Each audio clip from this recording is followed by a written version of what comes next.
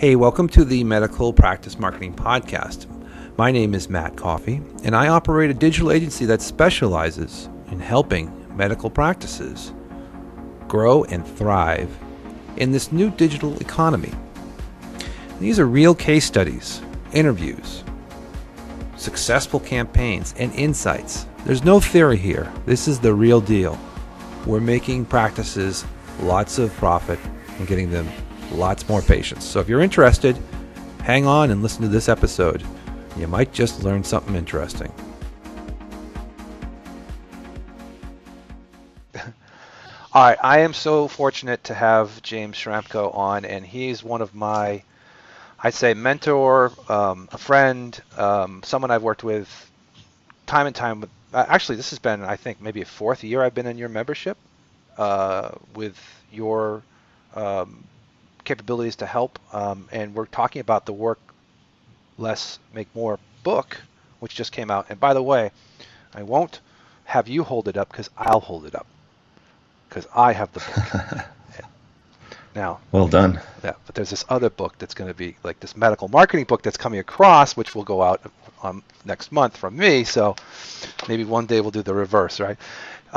So really good book. It's very dense, and it really does not have a bit of fluff in it, which I thank you, James, because there's so many people that have, oodles of non-necessarily content that just doesn't make any sense. But yours is dense. And for our audience today, we're kind of talking about a lot of the folks that we market to, which are the medical community. So I wanted to just ask you, there's a lot of success stories in your book. It's really about habit changing. Can you talk a little bit about that, being that you're I would say sort of like an Uber marketing guy. I mean, you're in lots of spaces. There's lots of success stories that you've provided people with. Can you talk a little bit about that and why sort of your book is talking about the habits that really do create different winning strategies?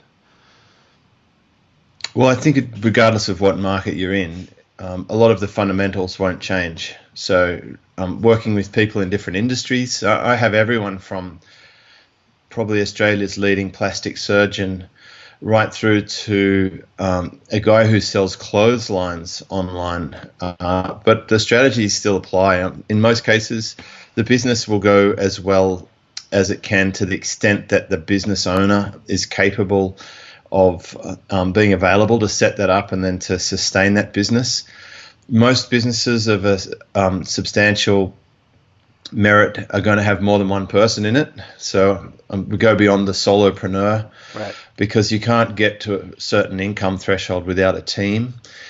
And then there's the whole marketing strategy. A lot of businesses are still doing it the hard way. They might sell one-time services where they could perhaps have a recurring business model. They sometimes get paid after they do the work instead of before they do the work. So there are a lot of counterintuitive ideas that I put forward that would help the average business owner, and that will apply to most businesses. And there'll be occasionally a little bit of a caveat. Perhaps someone's in an industry where they have government regulation or they're controlled by a monopoly. But even then, as the business owner or the practitioner, we can still make sure we get appropriate sleep, that we have good routines, that we have an effective way of making decisions as to which projects we should pursue more and which ones we should pursue less. And all of these things are the topics in the book. Yeah, one of the things I realized in the book, and I was reading it through again for the second time because I'm a double reader, I see a lot of J. Abrahams in there. And I don't know if that just by the fact that you've sort of, that's part of your DNA, that I see like the formula strategy in there where it's like, hey, if you take a piece of service or a piece of something, you multiply it by, X, meaning it might be the cost or profit. And there's always like formulas that, can you talk a little bit about that? Because to me, I think those really set up people to understand how really the small hinges swing big doors. And that's a huge statement because I've learned it myself, and I've tried to teach practitioners, especially in the medical space, that one of the things you can do is really, really look at what you're trying to accomplish by converting the people that are the right people and not chasing down the wrong people, which don't end up to be good sales opportunities for, especially in the medical space. There's so much demand, and you have to be careful because you end up kind of in this space where people want not patients, but they want qualified patients, and it's just the biggest difference if you can get them filtered. Yeah, so firstly on the Jay Abraham thing, he's definitely been an influence on me. One of the early books that really sort of shook my mind out of the normal sort of progression. And I credit him in the book as well as other people who I drew from. But if you like, over the last 20 years or so, I've been collecting ideas from everyone from Peter Drucker through to Dan Kennedy. Jay Abraham and Gary Halbert are somewhere along the way there. And I do speak to Jay Abraham on the phone sometimes. And he is highly intelligent and has a lot of creativity. And he shared with me some of the notes that he had from his own workshops that he never published, which was very kind. But I will say that I've put my own ideas into this, but I think the profit formula you're talking about is it's not well known by businesses, and it's astounding because it's such a simple formula, and I certainly didn't invent it. But what you're talking about with the small hinges swing big doors, I saw that in a high volume business that I used to run. We were in one business I was running was doing around about $100 million a year in revenue, and the other one was doing about $50 million a year in revenue. And we did small things like when someone came in for to service their Mercedes-Benz, we would offer to replace the batteries in their remote control. And if you add up, if you're seeing 25 vehicles per day, sort of 5 days a week, then that's 100 per week times 52 weeks. Now you start to look at 5,200 potential offers there, and each batteries, I think they were like $10 each. So you can actually add a huge amount of bottom line profit to your business by having one simple system of offering people to upgrade their batteries, or just doing it and putting it in the invoice, which is another way that people used to approach this. So there has to be opportunities. And I know if anyone's ever been to a chiropractor or that type of health practitioner, the good ones will actually have a system where they sit down and do a diagnostic consult, and then they will recommend a schedule of visits that includes quite a lot of frequency. I mean, you pretty much, if you go in there once, they're going to be subscribing you for life to set frequent appointments. They'll continue to set the next appointment. They'll send you alerts to remind you to go to the appointment. Same with the dentist, or here we have skincare clinics because we all get skin cancer. They will chase you up if you don't come in for a while, and this is part of building that frequency of the same customer spending more money with that business over the lifetime of the customer. Yeah, I have a secondary question for you. I've noticed your happiness has gone up by 10,000% recently.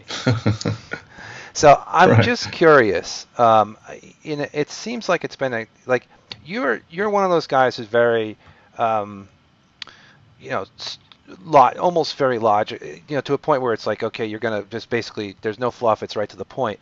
And I've noticed that your level of enthusiasm has changed. And I think there's a couple of reasons, and I just want to ask you a couple questions. I know we're off the beaten path, but I'm just curious.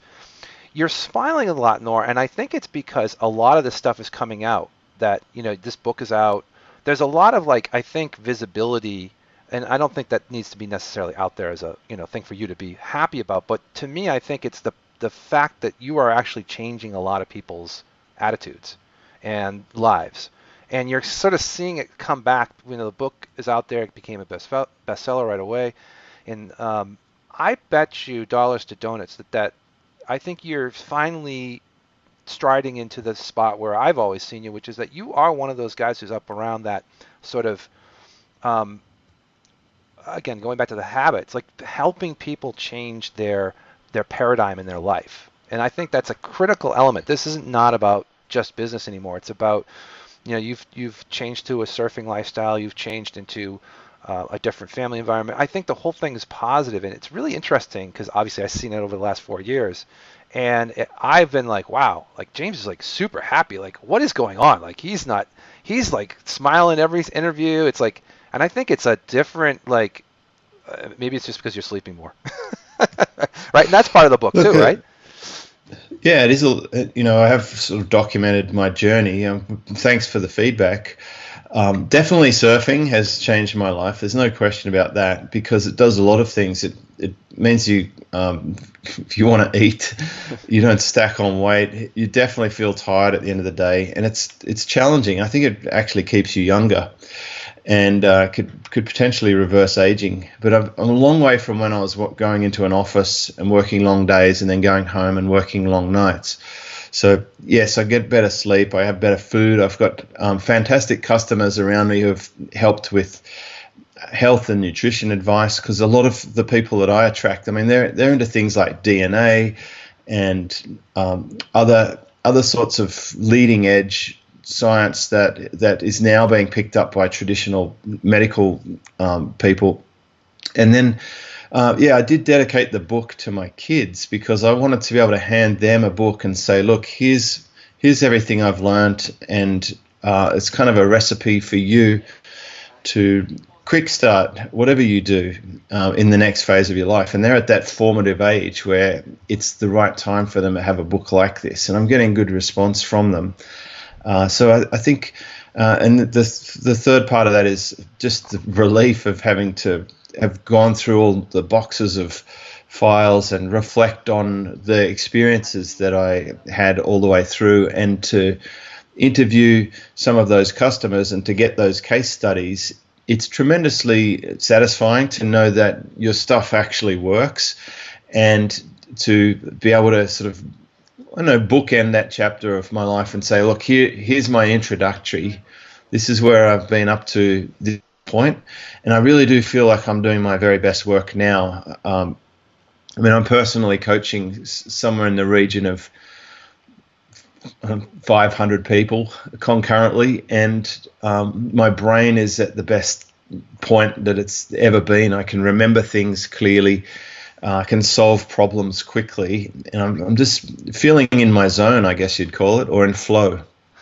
Yeah, that's a good point. And so this is my kind of parallel, right? So we go and work with health practitioners, and when we go see them, they're in like despair, like they don't have a good patient flow, they don't have like even a plan. In fact, I talked to a practitioner today, and they said, we just can't get our site to come up. And I'm like, well, you could take the no index tag off of your site. That might help to start with. But I mean, it's like that was just if that's a joke for anybody who's in web development. But your strategy and your process and the enthusiasm and all that stuff that you're creating for all these other people, I get it because I see it. And then when we go see practitioners, there is such a hard line in the sand of trying to get them to believe in themselves as even part of the process. That's why I think the habits and the strategy about, why are people afraid? And I almost see like this happening all the time when we finally do work with someone who lets us, put the pedal down and, really do a marketing campaign, like a full campaign. It's enormous, the changes in their attitudes and the smile and but it's hard for us to explain that, even though we could give them logistical and emotional, all the stuff you could put in a big ball and say it's all going to happen, but there's still this level of, I think, anxiety that most people have. I do think that most of the stuff I'm doing is working on mindset, and it's probably a lot of it revolves around people's capacity to deal with change.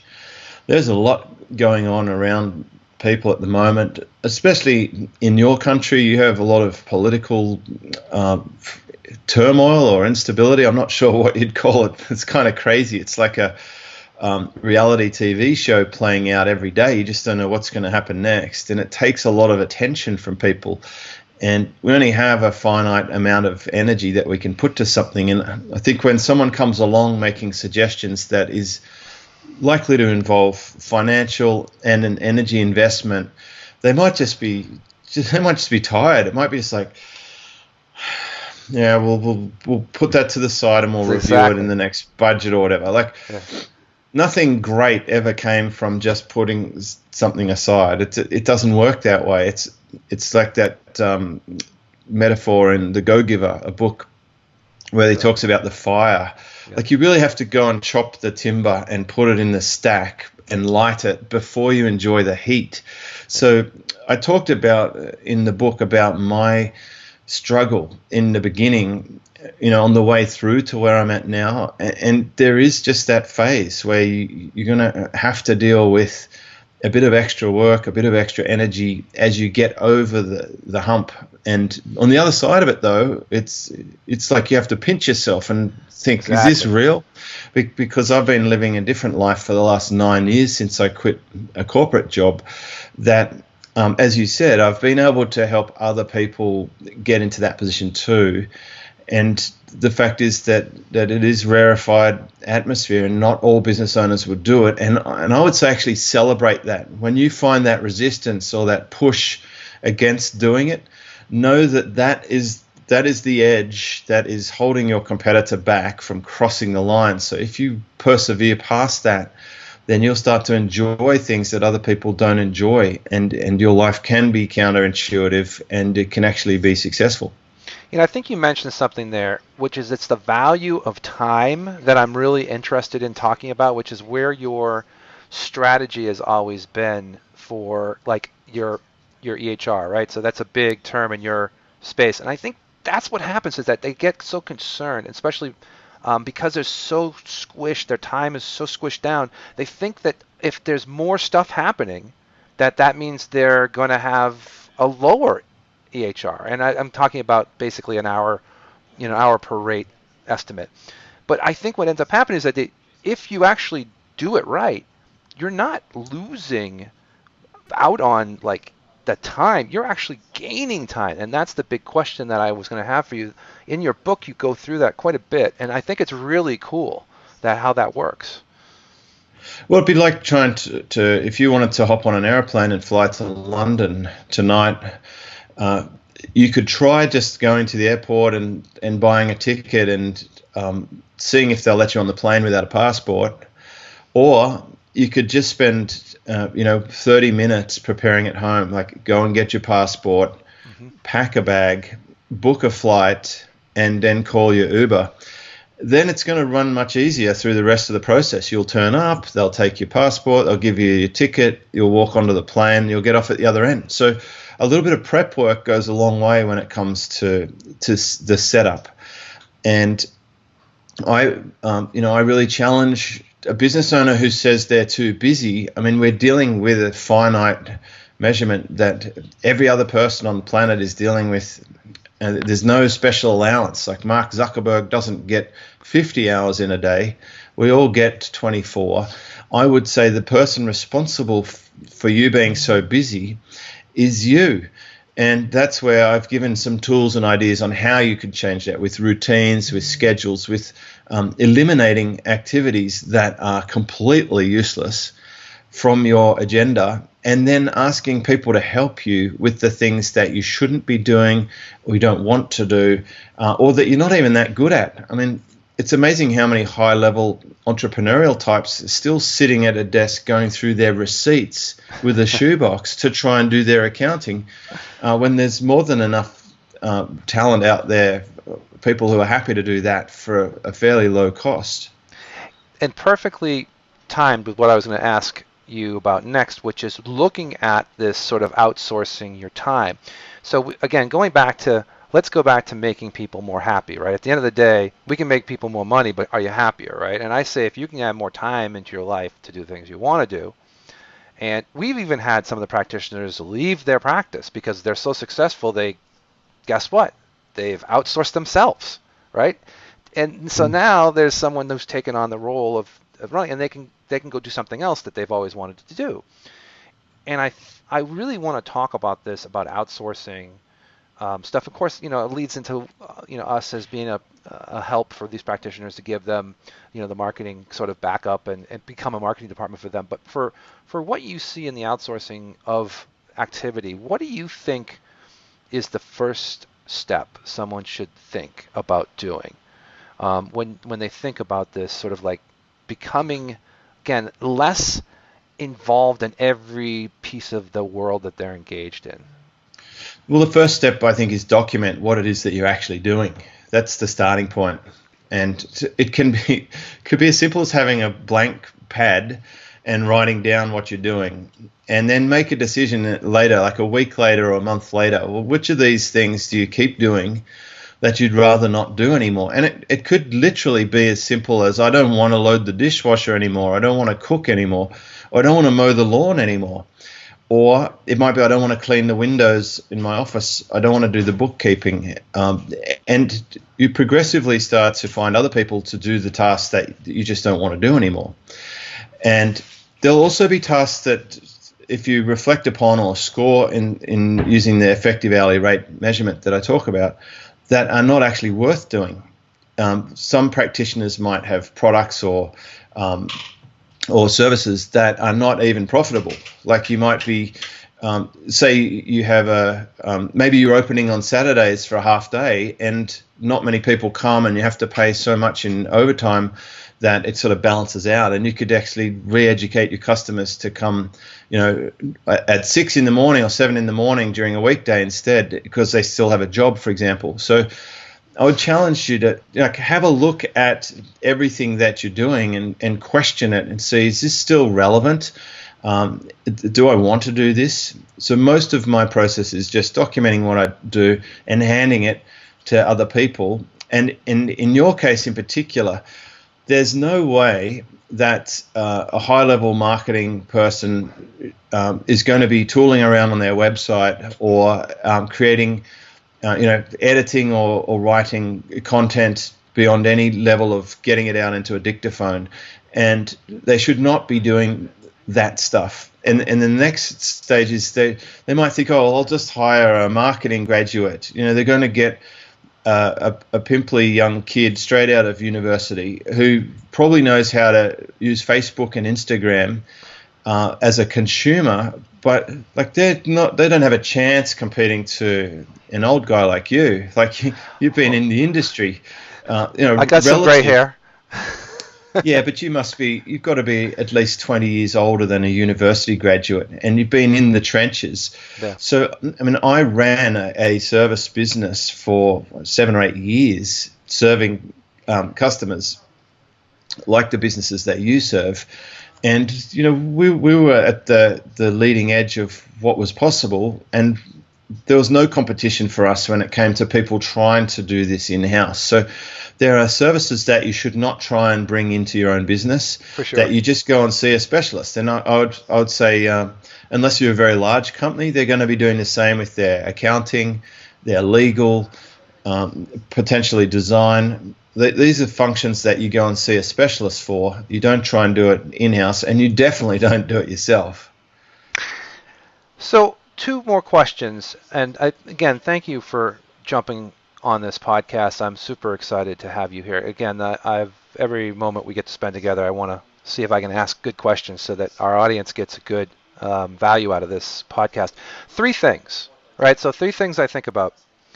3 things you can do for your business. One is to be relevant, right?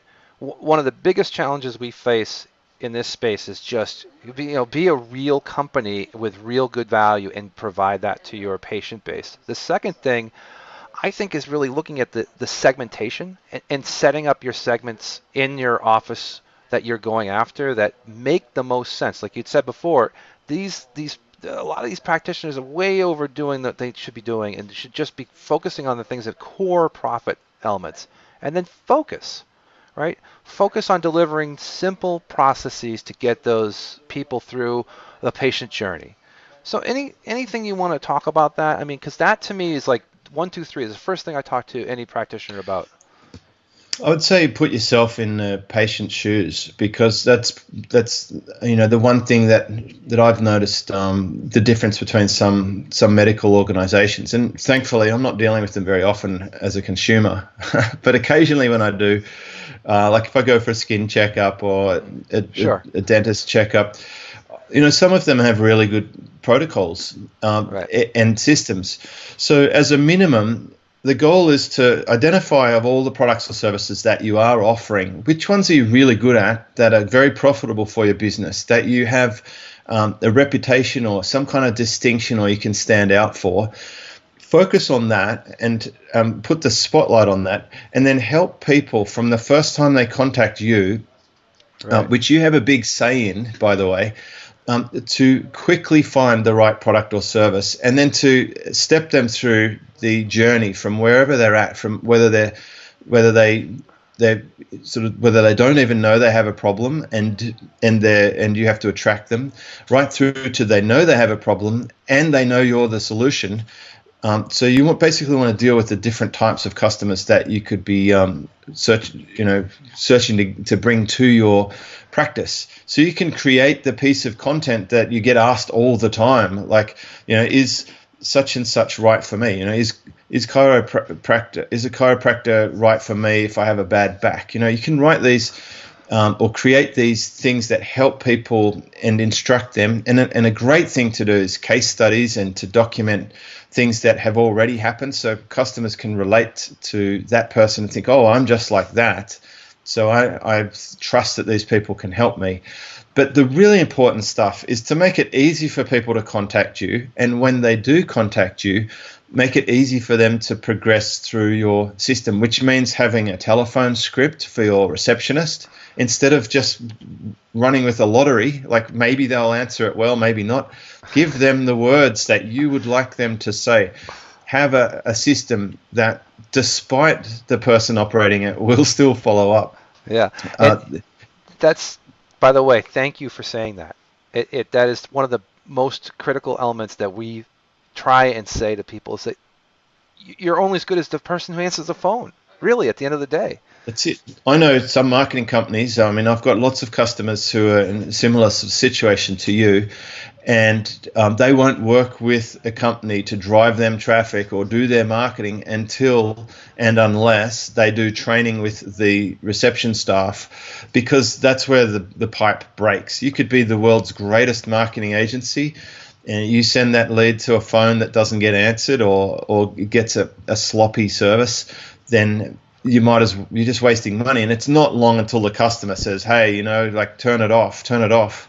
We're not getting conversions. But it really, nothing will beat a direct response sales of a human on the phone or face to face. But so anything you can do to create the best possible pathway is going to help that. So in my case, the way that I've dealt with this is on the very home page of my website at superfastbusiness.com. I ask people a few questions, and from their answers, it moves them to the part of my website that is relevant for them, and it takes all the other options off the table. So that helps with the focus, because there's less things to focus on. It's like, hey, we've found your solution.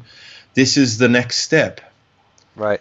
And it's very prescriptive. Yeah, and we try and administer that as well to a lot of the practitioners, with having a pain management or pain indicator tool in the front, so people can just get on with their day. And especially if you know anything about the U.S. culture, they're usually driving on their phone in the middle of the highway and using their thumb to make this decision while I they're hope not. looking at a black billboard or something, or whatever. So one last question, and then we'll wrap it up. And thank you again, James. I want to talk about the opposite. I want to talk about self-doubt. Now, I've we work with a lot of different personalities and a lot of really skilled people. I mean, like, these people are rock stars. They are literally like the top of the top. We've got some of the highest level spine surgeons in the country, running departments of spines, and we've got some of the best med spa people. At the end of the day, I always say, why? Let's get the podcast going. Let's get you should be doing a weekly video. Inevitably, it just turns into sort of FUD, right? It just disappears. And I really do think that people have self-doubt in their abilities, and they really underestimate their capabilities. And I've been through this myself because I've had some experiences this year, which you're aware of, where I'm just blown away. But if you just make a little bit of effort, how things tip the scales, and that if you get around that self-doubt, just it's amazing because the human capabilities and the ability to move things beyond your vision is just there. And can you just talk a little bit about that, and then we'll Yeah, follow up. it's really interested me because it's mindset is really the compass that will guide you. Firstly, it's normal. We all have it, and I expect anything that's foreign to what it is that to get to the level you're talking about for some of your customers, they've probably been at university for like 12 years or something.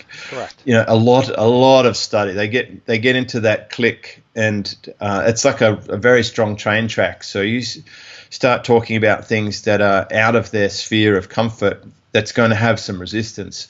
So I actually interviewed a mindset coach to a world champion surfer, and he gave me a great acronym. It's called NEAT, but he said it's normal. We should expect it, accept it, and then tidy up. So whenever you get a little obstacle, just say, hey, I was expecting this. This is part of the journey. It's a lot like a car that you buy from the car lot. It's going to come with factory settings, and the engine is not going to be revving as hard as it could rev, because they'll limit it with the chip to make sure that it lasts a long time and doesn't give you any service trouble. But you can take it around the corner and have that chip reprogrammed, and the car is capable of a lot more performance than you realize as the owner.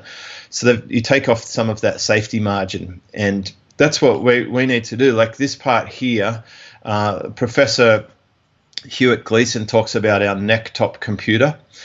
We can rewire it. It's totally able to be changed. So I would say build up confidence with small wins. Just start something. Take a risky step in a controlled environment and get the win, and then bank the win, and then take a bigger next step, and then a bigger next step. So if I were in your shoes trying to help someone to be a better version of themselves, I'd focus on helping them see where they're at now, seeing if there's a better version of themselves that they could imagine and would like to be, and then work out what the logical steps would be to move down that path.